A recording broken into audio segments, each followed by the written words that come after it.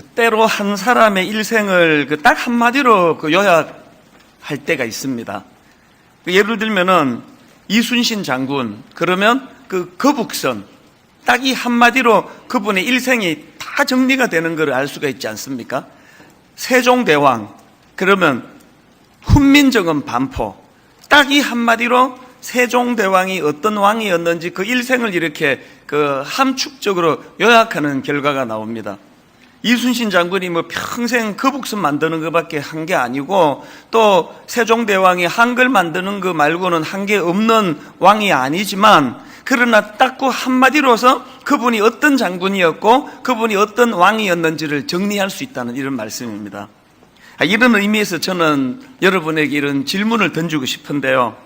만약에 누가 여러분의 삶을 딱 이런 식으로 몇 문장으로 요약해서 설명을 한다면, 여러분은 지난 여러분의 삶이 어떻게 요약되기를 원하십니까? 또 언젠가 우리의 삶이 마감되는 날, 우리를 가장 가까이서 지켜본 우리의 자녀들이, 우리 주변 사람들이 저와 여러분을 이분은 이런 인생을 사신 분이다, 그렇게 딱 한 줄로 설명을 하기를 원한다면, 여러분은 여러분의 인생이 어떻게 요약되기를 원하십니까? 우리 아들이, 우리 아버지는 평생을 그렇게 돈만 쫓다가 인생을 다 허비하신 분이다, 설마 이렇게 요약되기를 원하는 분은 아무도 계시지 않을 거 아닙니까? 제가 오늘 왜 이런 생각을 하게 되었냐 하면은, 바로 오늘 본문에서 요셉의 삶을 이렇게 딱 한 줄로 요약해 놓고 있기 때문입니다. 오늘 본문에 보면 스데반 집사가 그동안 이스라엘 백성들을 향하신 하나님의 일하심을 쭉 이제 열거하고 있는데, 이 요셉에 이르러 가지고 요셉을 이 딱 한 줄로 요약하는 것을 볼 수가 있습니다. 본문 사도행전 7장 9절입니다. 여러 조상이 요셉을 시기하여 애굽에 팔았더니 하나님이 그와 함께 계셔. 이게 요셉을 딱 한마디로 요약해 놓은 표현인데요. 이게 너무 저에게 와닿아가지고요. 이걸 내가 몇 주 동안 이 부분을 묵상을 하면서 참 많은 생각을 하게 됐습니다. 오늘 본문에서 이 요셉을 요약해 놓은 걸 가만히 분석해 보니까 요셉의 일생이 딱 두 구도로 그렇게 나누어지는 것을 볼 수가 있습니다. 한 구도는 뭡니까? 인간적인 측면에서 여러 조상이 요셉을 시기하여 애굽에 팔았더니, 이런 측면이 하나 나오고, 그런가 하면은 그 다음에 또 하나로 구분되는 게 뭐냐? 하나님이 그와 함께 계셔. 그래서 제가 오늘 설교 제목을 인간의 방해와 하나님의 함께 하심, 이렇게 제가 이제 설교 제목을 정해봤는데요. 그래서 오늘 이제 이 부분을 좀 살펴보려고 합니다.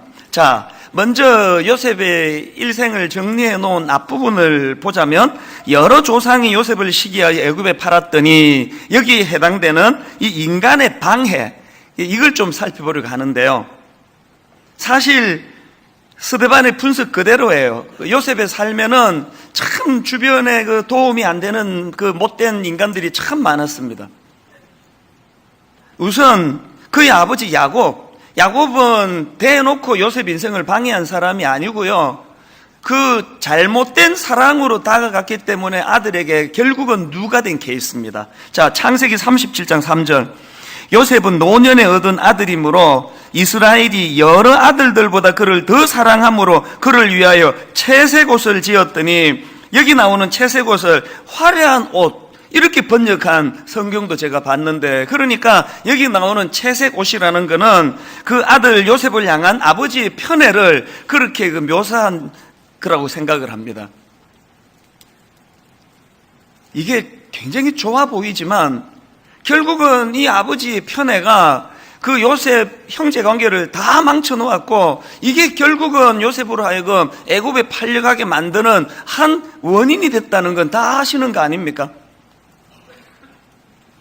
4절을 보니까 세 번역으로요.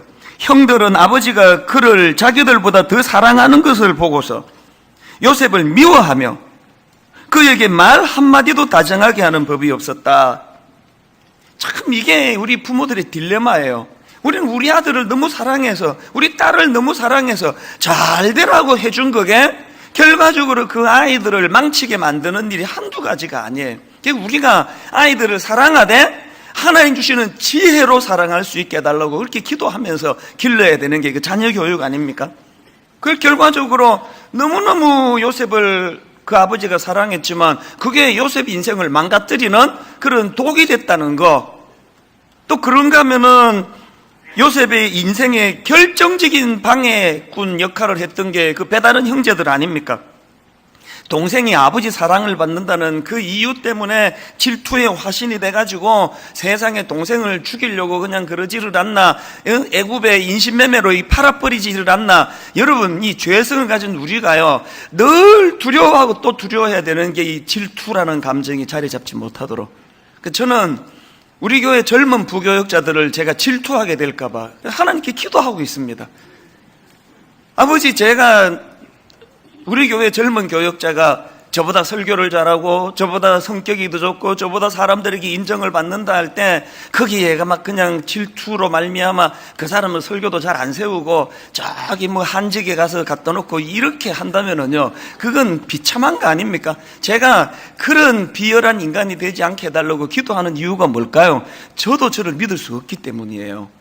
이 요셉의 형제들은 큼한 그 질투의 화신이 돼가지고 동생을 해서는 안 되는 그런 못된 짓을 저질러 방해꾼 역할을 해버렸고, 그런가 하면은 또 그 애굽에서 그렇게 어린애가 좀 살아보겠다고 애쓰는데 그 또 이상한 여자 그 보디발의 아내, 정말 이 여자 이거 주책 아닙니까? 그 어린애가 그것도 성경에 보니까 외모가 좀 반듯하고 얼굴이 좀 잘생겼다 그러는데 아이고, 이 참 나이 들어서 그 주책 아닙니까? 그 어린애한테 그렇게 맨날 그 허벅지 들어 올리고 그러면 되겠습니까? 이 어린애를 갖다가 성적으로 그렇게 유혹을 하는데 그 장한 요셉이 유혹을 이겨내니까 세상에 이게 성폭행 미수범이라는 누명을 씌워가지고 그 순결한 애를 갖다가 감옥에 쳐넣어버린 게 바로 그 보디발의 아내라는 그 여자 아닙니까? 세상에 이 요셉이 인복이 없어도 어떻게 또 이런 주인 여자를 또 만나게 됐습니까? 노예로 팔려가도 그냥 후덕한 그런 좋은 주인 아줌마가 많을 텐데, 그런가 하면은 감옥에서 만났던 그 술 맡은 간원을 포함해가지고 하여튼 막 요셉의 일생은요 사람 잘못 만나가지고 겪는 고생이 뭐 전부라고 할 수가 있습니다. 그래서 스데반이 이 모든 것들을 함축적으로 요약해서 오늘 본문 9절에서 여러 조상이 요셉을 시기하여 애굽에 팔았더니, 이게 요셉의 인생의 특징이라는 거예요. 그런데 요셉이 귀한 게 그렇게 하고 요약이 끝나는 게 아니고 그때 한마디가 더 붙는 거 아닙니까? 9절을 다시 한번 보세요. 여러 조상이 요셉을 시기하여 애굽에 팔았더니 하나님이 그와 함께 계셔. 이 꼬리표처럼 붙는 이게 요셉 인생을 대반전으로 이끄는 능력 있는 도구가 된 거 아니겠습니까? 이게 참 그 의미가 있는 게, 그 스데반이 요셉의 인생을 하나님이 그와 함께 하시로 이렇게 요약하는 건 참 이게 적실하다고 보는 게요. 그 대부분의 사람들이 또 성경 퀴즈 대회 같은 거 할 때 꿈의 사람은 그러면 요셉, 그래야 답인데요. 사실은 그거 정답 아닙니다. 어떻게 요셉이 꿈꾸는 사람이 요셉의 특징이 될 수 있습니까? 성경에 그러는 거 나오지 않습니다. 오히려 성경이 요셉이 어떤 사람인가를 계속 반복해서 그 특징 짓는 구절을 한번 보시겠습니까? 창세기 39장 2절, 여호와께서 요셉과 함께 하심으로, 바로 그 다음 3절, 그의 주인이 여호와께서 그와 함께 하심을 보며, 21절, 여호와께서 요셉과 함께 하시고, 23절, 간수장은 그의 손에 맡긴 것을 무엇이든지 살펴보지 아니하였으니 이는 여호와께서 요셉과 함께 하심이라. 지금 계속 요셉의 인생을 성경이 반복해서 특징 짓는 건 꿈꾸는 소년이 아니에요.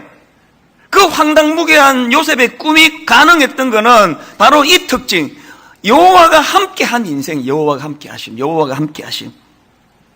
스데반이 9절에서 이걸 강조하는 겁니다. 바로 이 9절에서 여호와의 함께 하심이 있었기 때문에 10절에 이 고백, 이 기록이 가능한 거 아닙니까? 오늘 본문 10절. 그 모든 환난에서 건져내사 애굽 왕 바로 앞에서 은총과 지혜를 주심에 바로가 그를 애굽과 자기 온 집의 통치자로 세웠느니라. 막 평생에 그냥 인복 터져가지고 막 감옥에도 안 가고 안 팔려가고 비단 옷 입고 막 죽을 때까지 그렇게 잘 살다가 부모 유산 받아가지고 누리는 게 복이 아니고요. 비록 참 인복은 없어가지고 이런저런 고생은 하지만 그 모든 환난 고비고비에 여호와 하나님이 함께 하심으로 그걸 대반전으로 이루시는 그 인생이 복된 인생이라는 그 이야기입니다. 저는 이런 요셉의 삶을 쭉 점검하면서 그 감격이 되는 게 뭐냐? 그 요셉의 삶의 특징이 여호와가 함께 하시는 특징이라고 한다면 여러분 마태복음 1장 23절을 보십시오. 보라, 처녀가 잉태하여 아들을 낳을 것이요 그의 이름은 임마누엘이라 하리라 하셨으니 이를 번역한즉 하나님이 우리와 함께 계시다 함이라. 근데 감격이 뭔지 아세요? 이게 요셉의 특징만 아니네? 저도 여러분도 이미 그 복을 누리는 거예요. 어떤 상황이든 어떤 실패의 자리든 어떤 모함당해서 눈물 나는 자리든 그 현장에서 여호와 하나님이 임마누엘로 십자가 지신 예수 그리스도가 오늘 우리 내면에서 우리와 함께하는 인생이 되었다는 거예요. 이게 요셉과 우리의 공통점이에요. 그러면 요셉과 우리의 차이점은 뭐예요? 영적으로 민감했던 요셉은 그 사실을 늘 인식하고 그래서 그는 실망하는 자리에 빠지지 않았고 우리는 우둔해가지고 그걸 잘 인식을 못하는 거예요. 그걸 잘 인식을 못하는 거. 그래서 저는 오늘 본문 말씀을 좀 묵상하면서 우리도 요셉과 같은 그런 복된 인생이 되기 위해서 우리가 해야 될 한 두 가지를 제가 정리를 해보았는데요. 여러분, 우리도 사도행전 7장 9절과 같은 요셉이 누렸던 복된 인생이 되기 위해서는 그 두 가지를 해야 되는데 첫째가 뭐냐? 개입하시는 하나님의 손길을 인식해야 된다는 거예요. 그 어려운 삶의 과정에서도 요셉이 끝까지 절망하지 않고 망하지 않을 수 있었던 것은, 그래서 나중에 그가 입지전적인 인물이 될 수 있었던 것은 하나님의 함께 하심을 그는 삶 속에 실제로 인식하고 살았던 거 아닙니까? 나중에 총리 대신 자리에 오르고 그 벌벌 복수당할까봐 떨고 있는 자기 배다른 형들에게 던지는 요셉의 한마디가 그걸 설명하는 거예요. 창세기 45장 5절, 당신들이 나를 이곳에 팔았다고 해서 근심하지 마소서, 한탄하지 마소서. 그 다음 보세요. 하나님이 생명을 구원하시려고 나를 당신들보다 먼저 보내셨나이다. 고비고비마다 요셉이 이 은혜를 누리고 있었고 그걸 은혜로 알고 있었기 때문에 이렇게 말할 수 있는 거 아닙니까? 여러분, 저나 여러분도 이 요셉처럼 이런 참 아름다운 고백을 할 수 있는 인생이 되기를 원하신다면 우리도 삶 속에서 함께 하시는 하나님을 자꾸 인식해야 돼요. 그리고 그분이 내 안에서 일하시는 걸 방해하시면 안 됩니다. 창세기 50장 20절도 마찬가지 아닙니까? 당신들은 나를 해하려고 하였으나 하나님은 그것을 선으로 바꾸사. 요셉이 이런 아름다운 고백을 할 수 있기까지 그 절망적인 순간순간마다 이 하나님이 함께 하심을 얼마나 인식하고 살았으면 이런 멋진 말이 나오겠습니까? 그래서 여러분, 우리도 요셉처럼 이런 아름다운 삶을 살기를 원하신다면 우리의 아픈 삶의 현실에 자꾸 하나님을 개입시키는 훈련을 해야 돼요. 예를 들어서 다니엘을 한번 보세요. 다니엘서 6장에 보면은요, 정적들이 다니엘을 잡으려고요, 이제 뭐 올무에 갇힌 상황이에요. 다니엘이 여호와 하나님을 경배하는 걸 너무나 잘 알고 있는 적들이 만든 특례법이 뭐냐? 왕 외에 다른 신이나 사람에게 기도하는 자는 사자굴에 던지자는 법령이 만들어진 거예요. 꼼짝 못하는 상황이에요.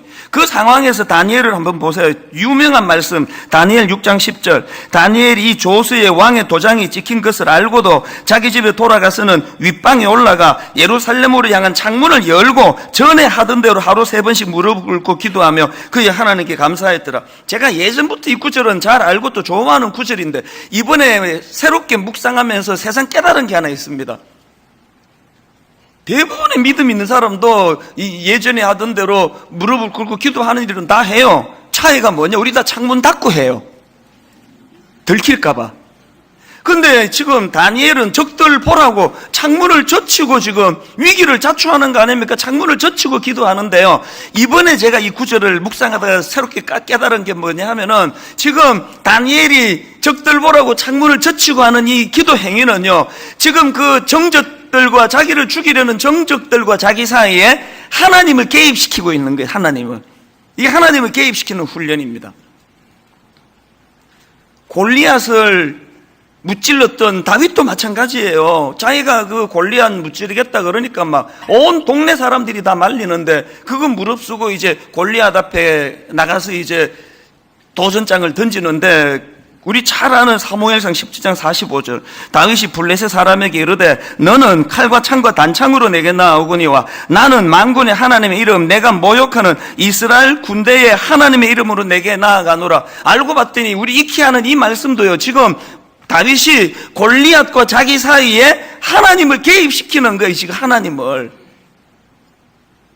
물맷돌 들고 자기가 그 양 지킬 때 그 익숙하게 사용하던 물맷돌을 휘젓는 것까지는 다윗이 할 수 있는 일이에요. 그러나 이 어설픈 도구를 가지고 그 어마어마한 골리앗을 물리칠 수 있는 능력은 하나님의 영역이거든요. 그래서 골리앗과 자기 사이에 자기 재능을 의지하고 자기 경험을 개입시키는 게 아니라 여호와 만군의 여호와 하나님 이름을 개입시키는 거거든요. 하기야 뭐 골리앗이 막 대가리가 워낙 크니까 그 맞추기 좀 쉬웠던 거 사실이에요. 아무데나 던져도 맞을 것 같긴 해요.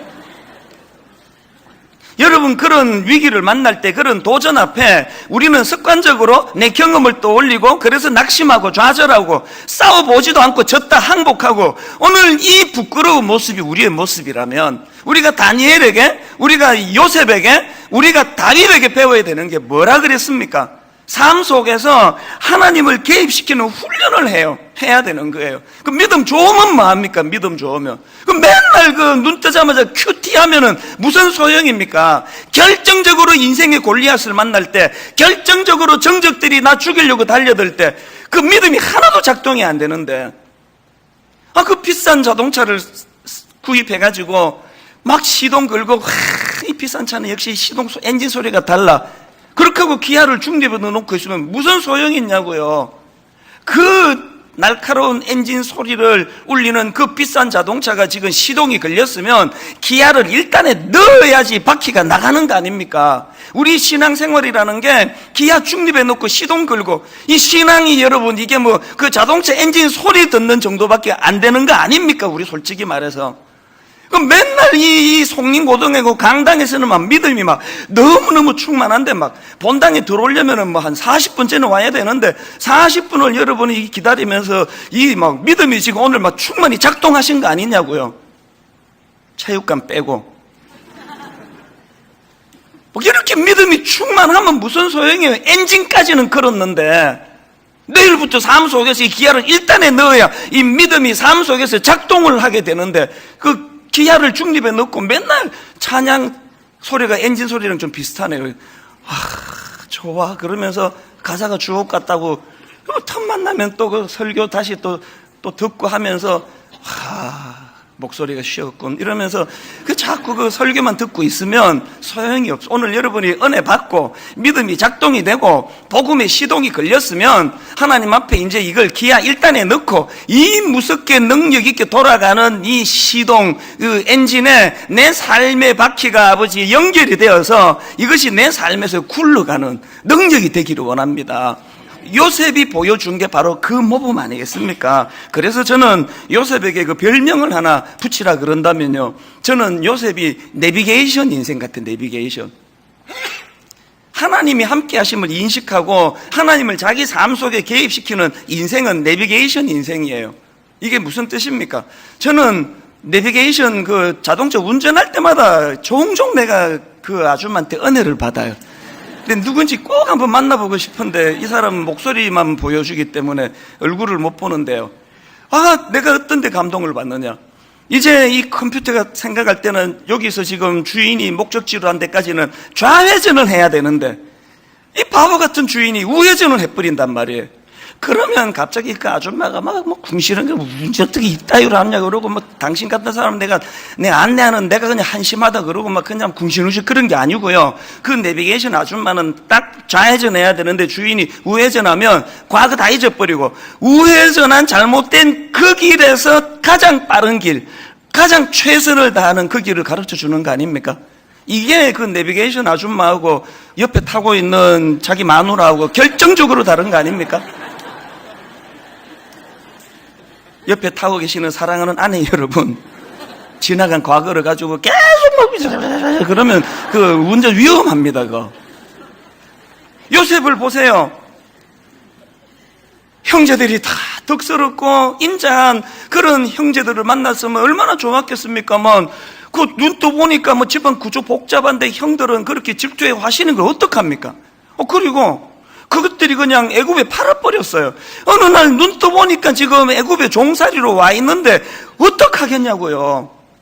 요셉을 보면서 내가 감동을 받는 게요, 그렇게 저질러버린 그 현실 앞에 과거를 놓고 내가 이것들 죽여버리겠다, 복수하겠다, 내가 탈출하겠다 그런 게 하나도 없고 이미 그렇게 어긋나버린 그 인생 애굽의 종살이로 사는 그 자리에서 최선을 다했기 때문에 그 주인의 신임을 받게 된 거 아닙니까? 맨날 그 막 그냥 우울증 오고 복수해야 되겠다 그러고 막 죽여버리겠다 그러고 막 얼굴 험상궂으면요 벌써 쫓겨났을 거예요. 기왕에 그 이상한 그 여자가 자기 주인인데 그 어떡하겠습니까? 뭐 맨날 그 눈 마주치면 막 윙크하고 막 이러면서 막 징그럽게 다가오는데 어떡하겠습니까? 그래가지고 그 여자가 그냥 그 성폭행 미수범으로 누명을 씌워가지고 감옥에 쳐넣어가지고 요셉이 어느 날 눈 떠보니까 감옥인데 뭐 어떡하겠냐고요. 그거 어떡하겠습니까? 요셉에게 배워야 되는 게 뭐예요? 이런 지나간 흘려버린 되돌릴 수 없는 거기에 인생을 허비하지 않고 그 감옥에서 그럼 어떻게 최선을 자기가 살아야 되는가, 하나님 함께 하심을 그가 누리니까 결과적으로 거기에서 정부 고위 관리를 만나는 복이 감옥에서 이루어졌기 때문에 그 감옥이 모든 사람이 저주라고 생각하는 그 사건이 요셉을 총리 대신이 되는 발판을 만들어준 게 감옥 아닙니까? 오늘 우리 인생도 마찬가지거든요. 예수 믿는다면 교회 안에서만이 아니라 엿새 동안의 내 삶, 직장, 가정, 대인관계, 자녀, 남편, 어떤 사건, 이 모든 삶 속에서 하나님이 나와 함께하고 계시다는 걸 믿는다면 우리도 요셉처럼 내비게이션 인생이 되시기 바랍니다. 돌이킬 수 없는 과거는 다 지워버리고, 그거 바울이 얼마나 강조하는 말씀입니까? 지나간 건 지나간 것이고 나는 이제 이 자리에서, 이 잘못 어긋난 이 자리에서 어떻게 이거를 내가 아름답게 변화시킬 것인가. 그런가 하면은 두 번째로 우리도 사도행전 7장 9절과 같은 인생이 되기 위해서는 내 인생에 개입하시는 하나님을 인식하되 특히 대인관계에 개입하시는 하나님 손길을 인식해야 된다는 겁니다. 오늘 본문 9절을 잘 한번 보십시오. 여러 조상이 요셉을 시기하여 애굽에 팔았더니 하나님이 그와 함께 계시어, 지금 스데반이 강조하는 것은 요셉은 하나님이 함께하는 인생이었다, 이걸 강조하고 싶은데 그 앞에 지금 예시로 드는 게 뭐예요? 여러 조상이 요셉을 시기하여 애굽에 팔았더니 그때 하나님이 함께 하셨다. 뭘 강조하는 겁니까? 요셉의 잘못된 대인관계 속에 함께 하신 하나님을 강조하는 거 아닙니까?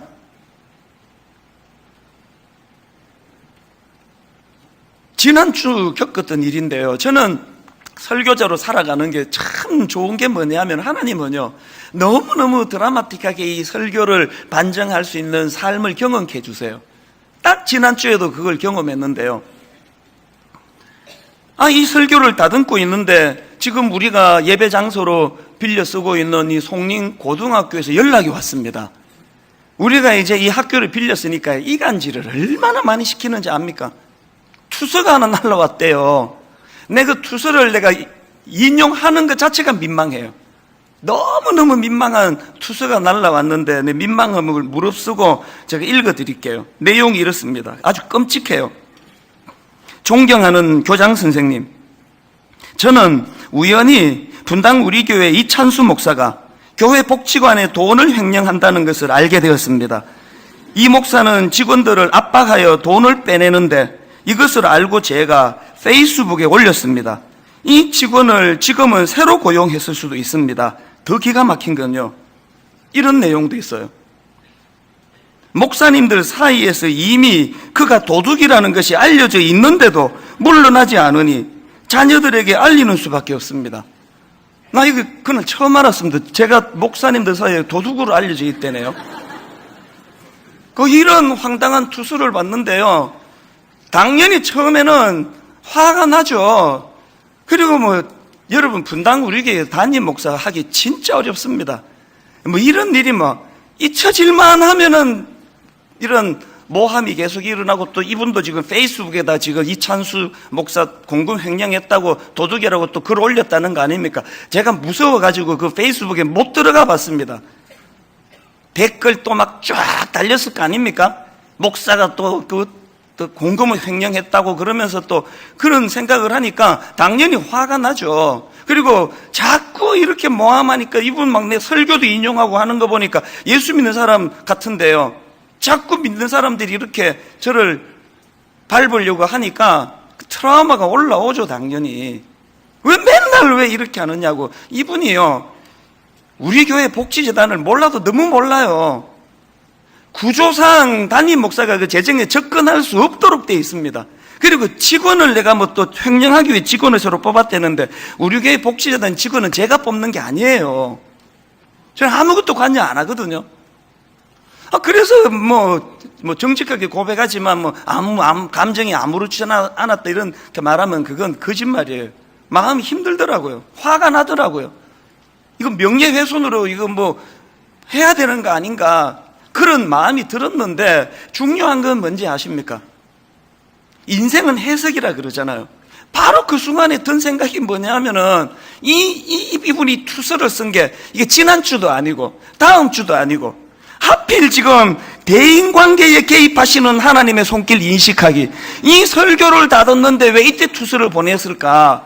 그리고 제가 해석을 해보니까 갑자기 무슨 하나님 뜻이 떠오르는가 하면은, 하나님이 저를 시험하시는 것 같은 거예요. 네가 이런 설교를 말만 갖고 떠드는 목사인지, 진짜 네 삶 속에서 대인관계 속에 개입하시는 하나님을 인식하는 목사인지 테스트해보고 싶은 같은 느낌이 드는 거예요. 그래서 제가 깨달으니까 바로 그 자리에서 하나님께 무슨 고백을 올려드렸냐 하면, 하나님, 이 사건을 통해서 저에게 무슨 메시지 주기 원하십니까? 그렇게 대질문을 던지고 나니까 그렇게 화가 나고 그냥 분노가 생기고 하는 건 다 없어지고요. 하나님이 이 사건을 통해서 저에게 분당 우리 교회 재정 시스템을 더 잘 다듬어 가지고 누가 뭐라고 시비 걸더라도 흠잡히지 않도록 더 투명하게 재정을 관리해야 되겠다. 또 물질적으로 제가 지금 또 잘못하고 있는 건 없는지 돌아보게 하는 그런 시간도 가져야 되겠다. 그리고 또 그 투서 보내는 그 사람 누군지도 모르지만 미워하지 않도록, 그 영혼을 왜 이런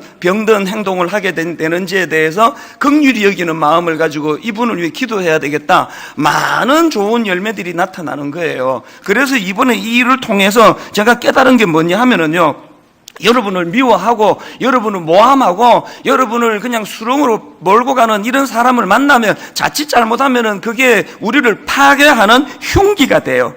그래서 이제 우리가 늘 그것 때문에 대인 깊이 사람을 불신하고 또 우울하고 이러는데요, 바로 그때 그런 상황에서 하나님을 개입시키는 훈련을 하면 그게 나를 성숙하게 만드는, 성장시키는 아름다운 도구화 될 수 있다는 거예요. 요셉을 한번 보세요. 여러분, 많은 분들이 오해하고 있는 게요, 요셉은 어릴 때 성숙한 청년이 아니었습니다. 자꾸 그 어린 사춘기에 보고 네가 요셉 같은 인물이 되라 그렇게 권하지 마세요. 그게 큰일 납니다. 그렇게 되면. 요셉은 미숙하게 짝이 없던 그런 어린 아이였거든, 사춘기. 자, 창세기 37장 2절을 세 번역을 한번 보세요. 야곱의 역사는 이러하다. 17살 된 소년 요셉이 아버지의 첩들인 빌하와 실바가 낳은 형들과 함께 양을 치는데, 그 다음 보세요. 요셉은 형들의 허물을 아버지에게 일러 바치곤 하였다. 이거 얄미운 인간 아닙니까, 이거? 형제가 아니고 제일 얄미운. 창세기 37장 5절. 요셉이 꿈을 꾸고 자기 형들에게 말하며 그들이 그를 더욱 미워하였더라. 미움 받을 짓 하고 있는 거 아닙니까?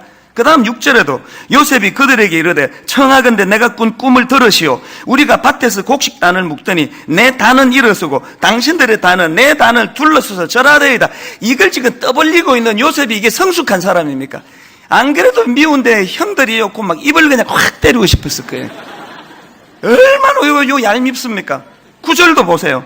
요셉이 다시 꿈을 꾸고 그의 형들에게 말하여 이르되 내가 또 꿈을 꾼적 해와 달과 11별이 내게 절하더이다. 모든 별이 자기에게 절한다고 말하면 되는 걸 왜 그 수많은 별 중에 11별만 자기에게 절합니까? 자기 형들이 11명이거든. 우리 말에 그 매를 번다는 말이 있는데요,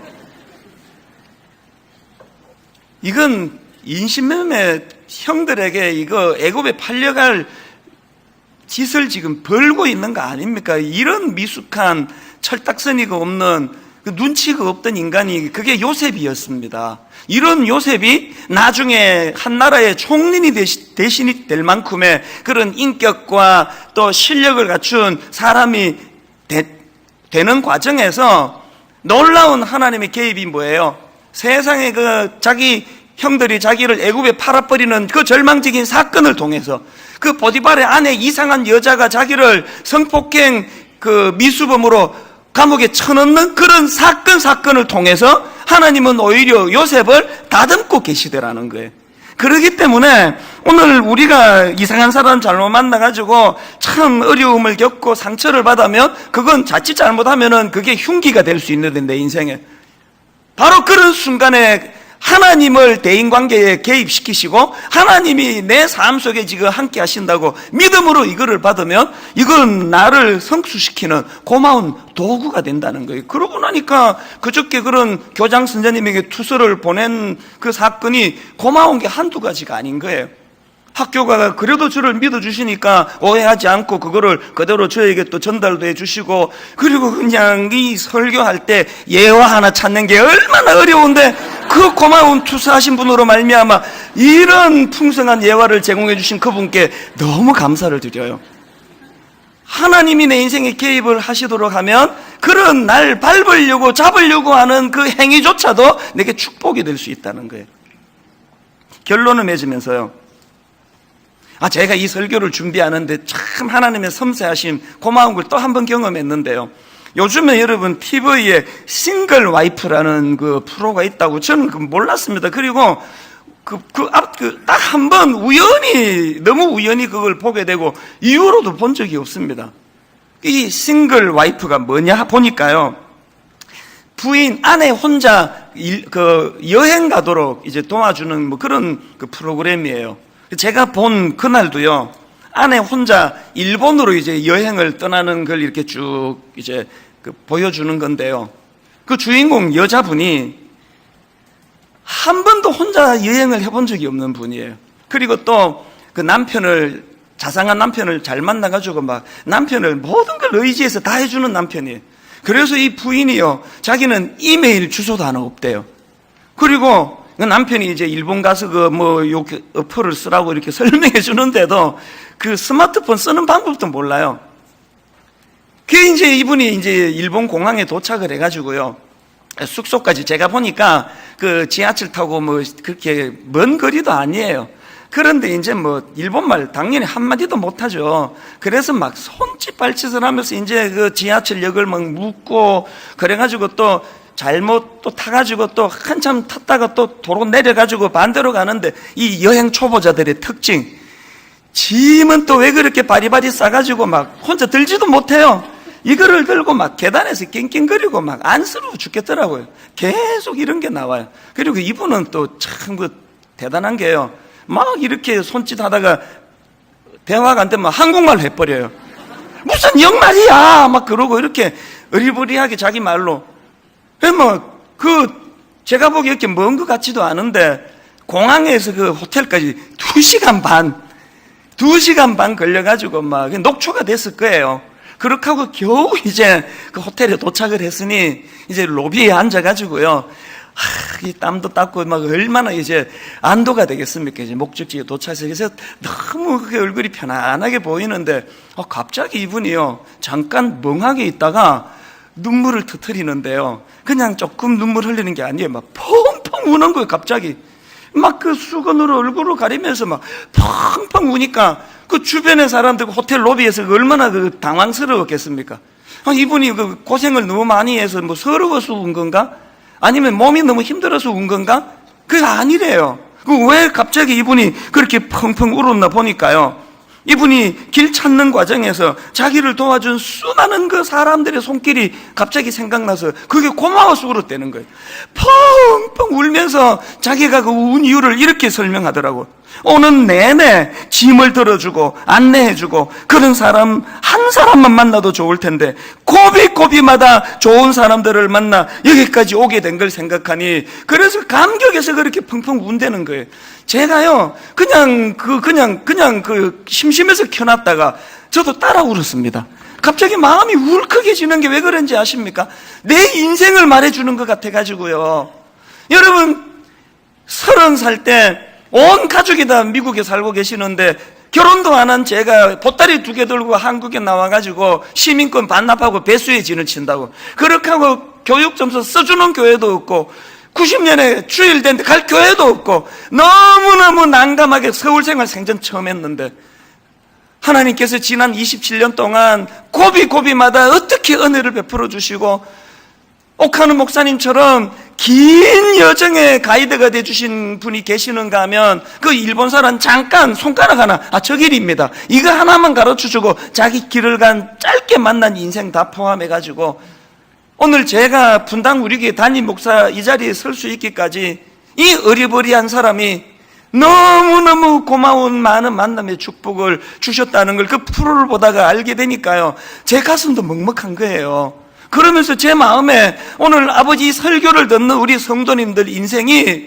저는 여러분의 인생의 마지막이, 임종근 앞둔 여러분의 마지막이 막 분하고 울분, 남편 때문에 이렇게 됐다고, 시어머니 때문에 이렇게 됐다고 분노하면서 인생을 끝내는 삶이 아니라 고마워서 눈물을 펑펑 흘리면서 내 이 인생길 가운데 하나님이 이렇게 고마운 만남의 축복을 주시고 때로는 날 괴롭히고 내게 악한 짓을 저지르는 사람도 만났지만 하나님은 그걸 내 성숙을 다듬는 도구로 만들어 주셔서 하나님께 감사하다고 그렇게 팡팡 우는 게 우리 인생의 마지막이 되기를 바랍니다. 결론을 저는 이렇게 맺기를 원합니다. 우리도 요셉처럼 우리 인생이 딱 이 한마디, 여러 조상이 요셉을 시기하여 애굽에 팔았더니 하나님이 그와 함께 계셔.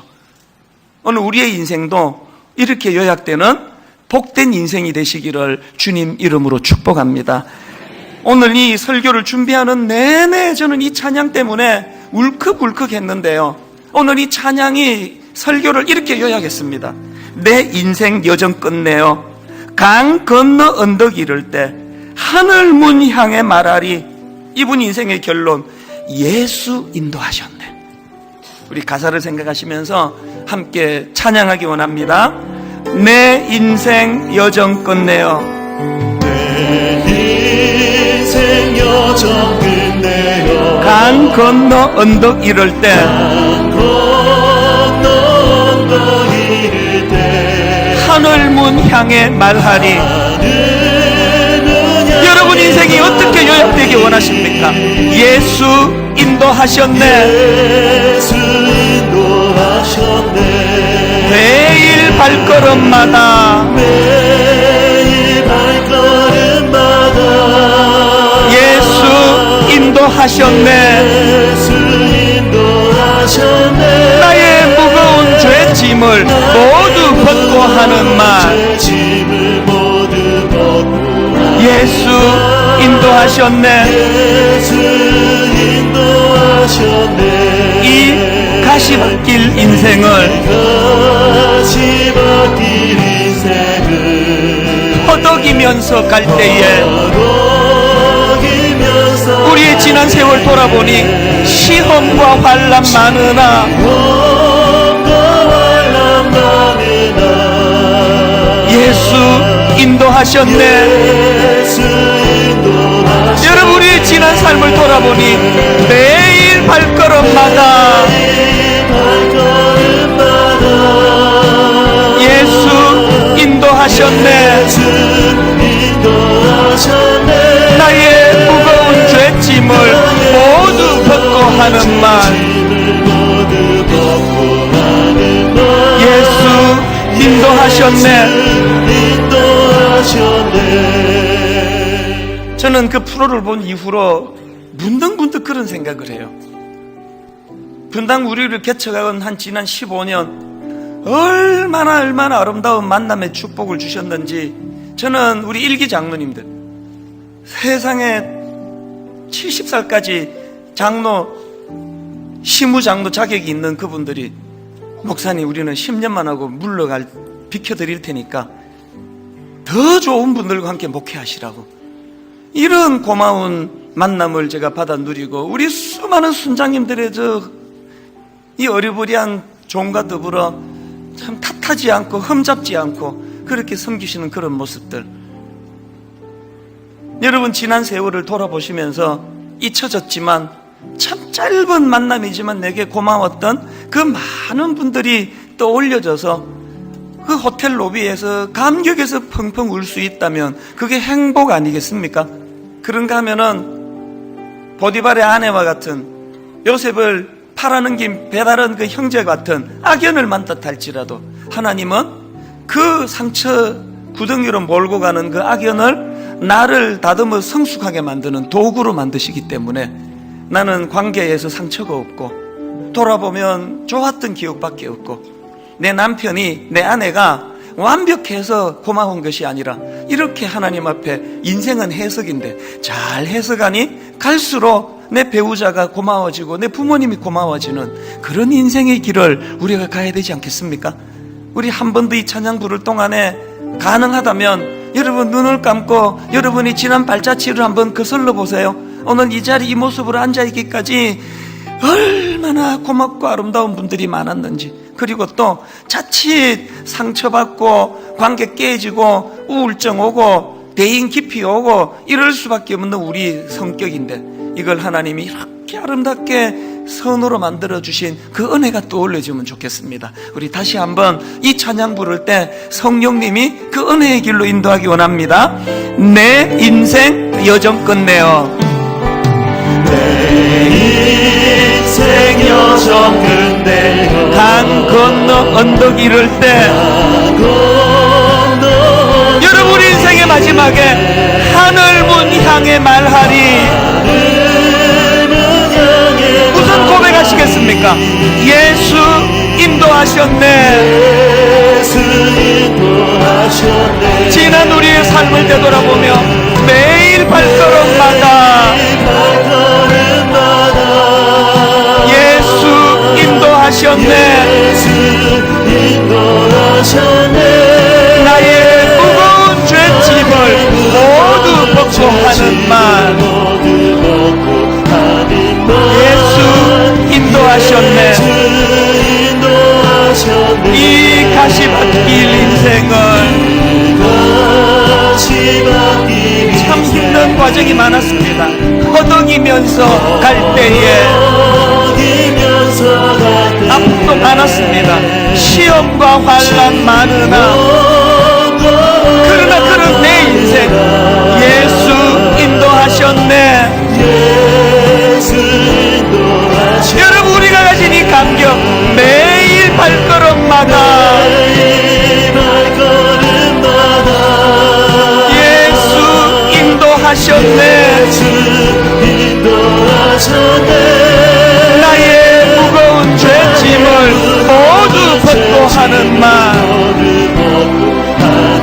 예수 인도하셨네. 우리 다 자리에서 일어나셔서 발걸음마다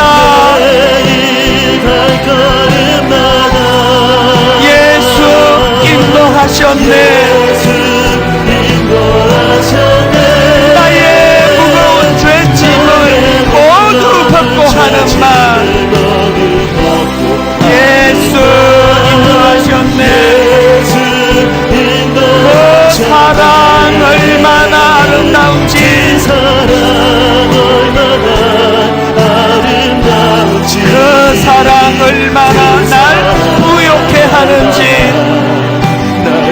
내 지난 인생을 되돌아보니 그 사랑 얼마나 크고 놀라운지를 그 사랑 얼마나 나를 감격하게 하는지 다 표현하지 못해도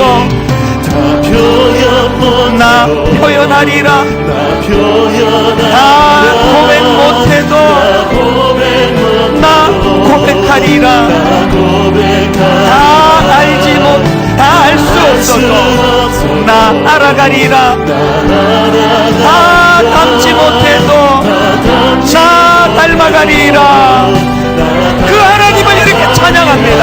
그 사랑 얼마나